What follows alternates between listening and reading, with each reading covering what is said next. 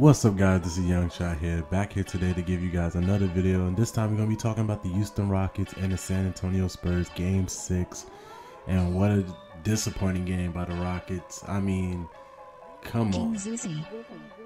Like, seriously, like, when you look at the score, I want you guys to look directly at the score as I'm going to pull up on the screen. It's just embarrassing. And I watched the whole game complete through. I streamed the game through Beam, on my Beam channel. I'm going to put a link in the description below the next time I'm going to stream. And pretty much it's just it was just a waste of a game. I really thought the Rockets was going to pull out and get to Game 7 and make this actually a entertaining series. It was entertaining until that coming point, and now it's just San Antonio moving on, especially without Kawhi and Tony Parker for that one game. And Tony Parker's out for the playoffs, but Kawhi had to sit because of pretty much of injury. So when you think about it, it's just crazy that the Spurs role players stepped up, which is not, I mean, it's common. It's always going to happen during the regular season of the playoffs. Spurs have a probably unique bench play. The system always works somehow, some way, and they heavily rely on their bigs tonight, especially with Paul Gasol and LaMarcus Aldridge, especially on switches. Every time Houston get hit with pick and roll, they tend to switch and have these shorter guards guard LaMarcus Aldridge and Paul Gasol, which would never work, and they just went to town on them. And especially the guard play, the attacking by Murray, Simmons, and Ginobili, especially off the bench, it made things a lot more easier. But here's the one key I want to point out. Where was James Harden? Now, everybody's going to be like, oh, you're bashing him, oh, whatever. No, dude, like, he had no purpose in this game.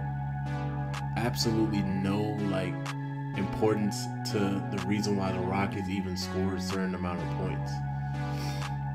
This man only scored 10 points. He got fouled out. He had 7 turnovers. He had 5 assists.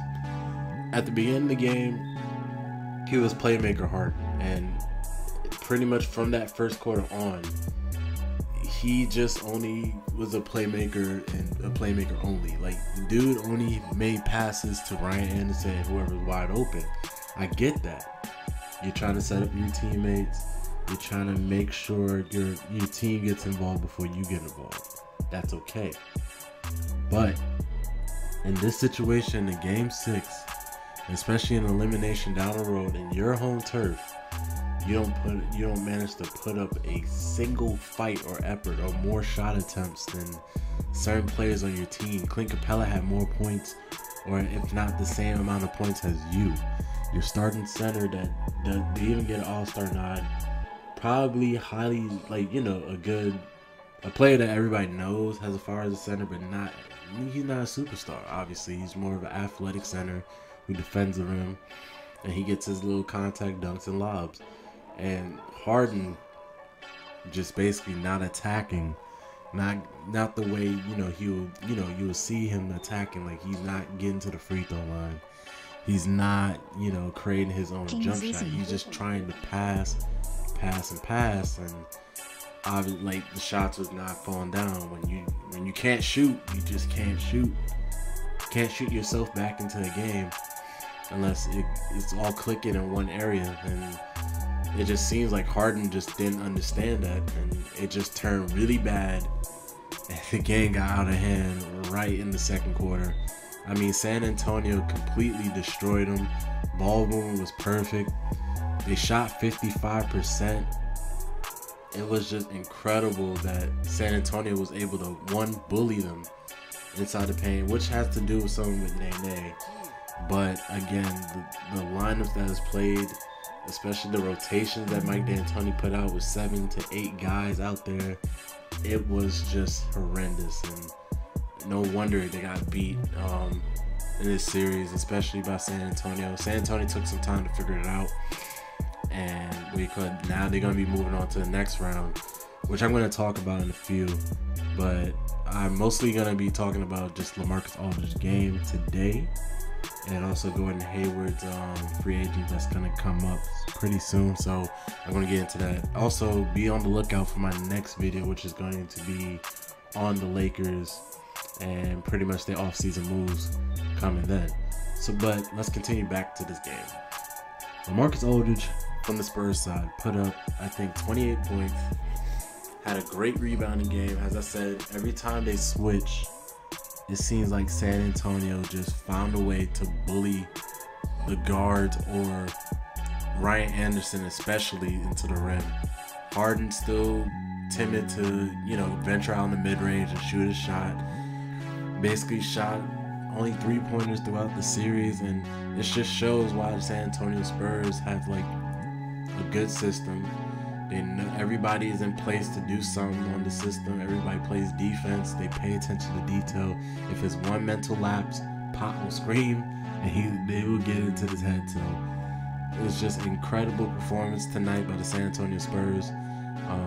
Houston Rockets will go home after 4-2 series sweep. I'm not gonna say series sweep, my fault. 4-2 series.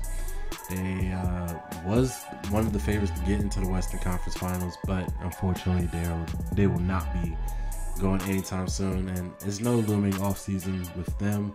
So get ready. So now let's move on to San Antonio and Golden State.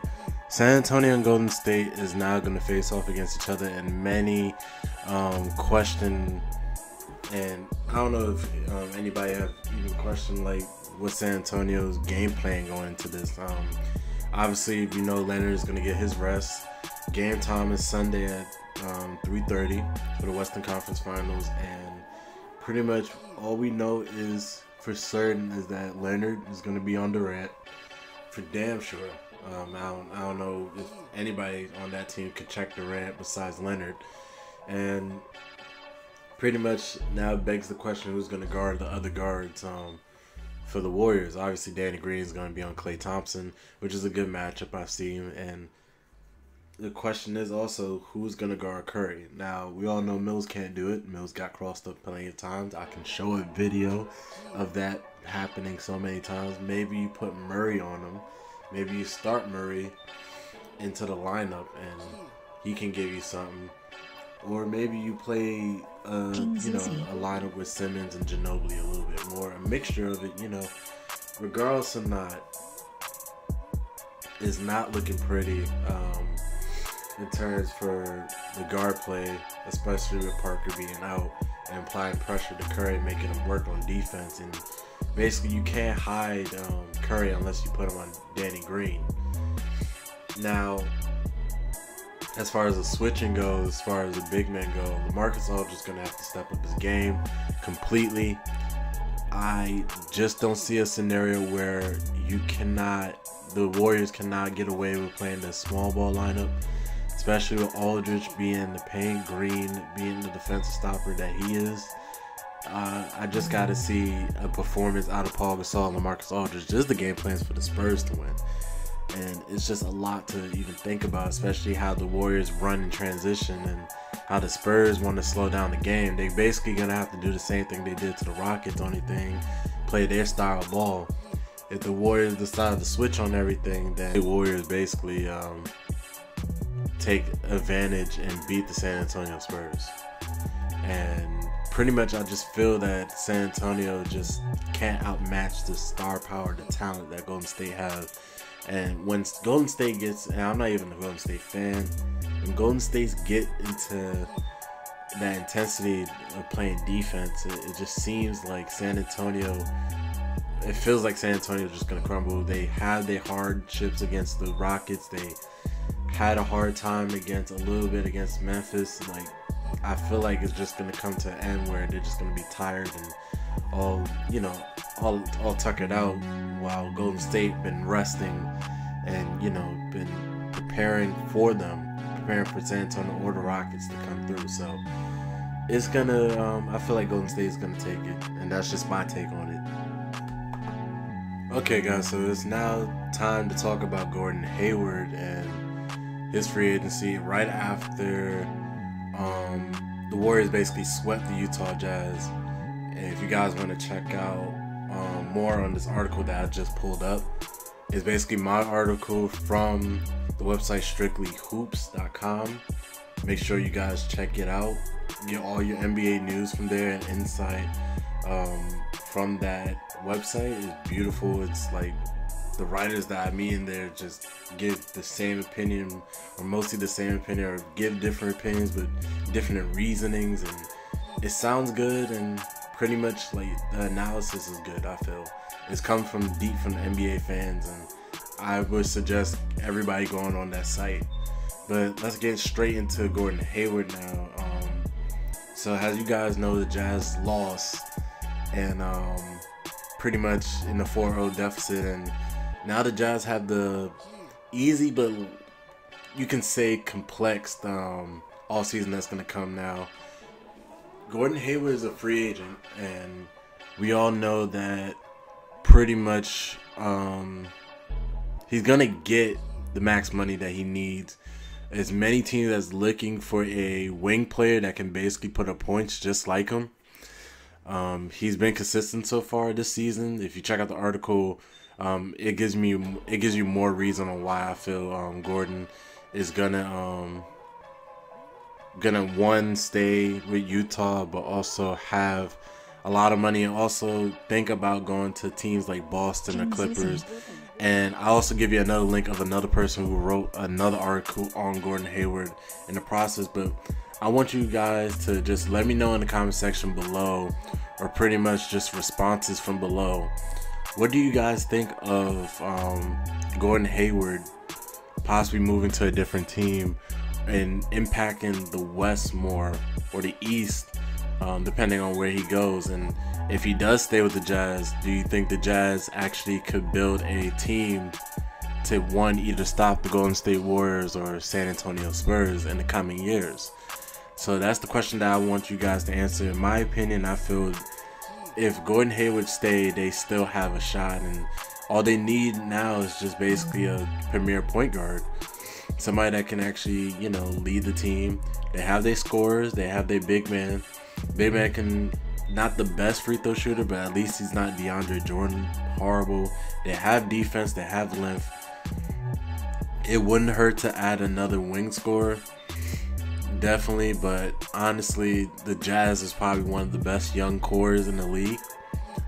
And I feel like if they just get, you know, that one type of player that can make a real big impact, I think it could work out just fine. And Gordon Hayward, being the all-star that he is, it is a perfect situation for him. I don't see why he leaves, but if he does, just know that the Boston Celtics is a really good destination for him, and I feel like he could really compete against the Cleveland Cavaliers and make things a little bit harder, make things a little bit more interesting. But let me guys know in the comment section.